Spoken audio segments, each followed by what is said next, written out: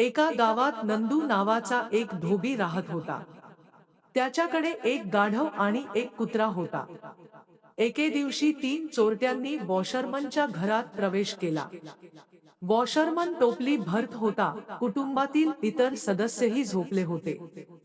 हे पाहून चोरट्यांनी संधीचा फायदा घेणे योग्य मानले.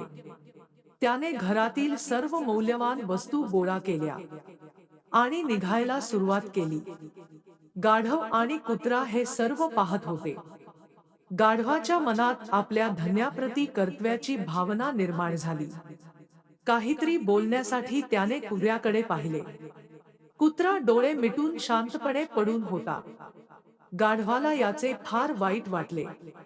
तो कुत्र्याला म्हणाला, "अरे भा, हे सगळं बघूनही तू गप्प आहेस. तुझ्या मालकाचं घर लुटलं जातंय आणि तू डोळे मिटून पडून आहेस. तू कसला दास आहेस? तुला तुझ्या धन्याप्रती जराही कर्तव्य नाही. तुझी जात जगभर प्रसिद्ध आहे, निष्ठेसाठी आहे." गाढवाने कुत्र्याच्या झोपलेल्या आत्म्याला जागे करण्याचा प्रयत्न केला, पण कुत्र्यावर काहीच परिणाम झाला नाही. तो शांत स्वरात म्हणाला, "काय गरज आहे भुंकून माझा घसा खराब करायची? घर लुटलं जात असेल तर लुटून जाऊ द्या. आरामात झोपा." कुत्र्याचे हे ऐकून गाढवाला त्याच्याबद्दल अपराधी वाटू लागले. कुत्र्याला त्याच्या न्यूनगंडाची जाणीव करून देत तो म्हणाला, "अरे कुत्रा, तू कधीपासून एवढा नीच झालास?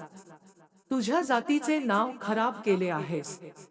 "अरे गाढव भैया, या धोबीला मी किती आधार दिला आणि त्याने मला काय दिले? 2 भाकरीचे तुकडे, तेही कोरडे. जर तुम्हाला त्याच्याबद्दल एवढीच सहानुभूती असेल तर तुम्ही त्याला उठवा, मी झोपलो आहे." असे म्हणत कुत्र्याने डोळे मिटले. गाढवाला त्याच्या वागण्याचा राग आला. तो स्वतः आपल्या धन्याच्या मालमत्तेचे रक्षण करण्यासाठी नामजप करू लागला. गाढवाचा आवाज ऐकून धोबी रागाने उठला आणि त्याने काठीने गाढवावर हल्ला केला. मार लागल्याने बिचारे गाढव अर्धमेले झाले, म्हणून धोबी पुन्हा झोपी गेला. येथे चोरट्यांनी धुमाकूळ घातला होता. धोबी निघून गेल्यावर कुत्र्याने हळूच डोळे उघडले. त्याने अर्धमेल्या गाढवाकडे एक नजर टाकली आणि मग हळूवारपणे म्हणाला, "मजेची गोष्ट होती. गुरुची सेवा केल्याबद्दल इतके चांगले बक्षीस मी इतर कोणाला पाहिले नाही." कुत्र्याचे बोलणे ऐकून गाढवाचे डोके टेकले.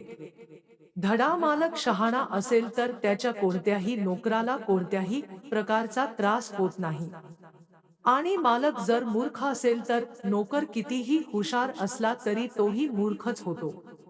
ज्याप्रमाणे गाढवाने आपल्या मालकाचे रक्षण करण्यासाठी त्याला बेदम मारून जागे केले आणि त्याने त्याच्यावर हल्ला केला,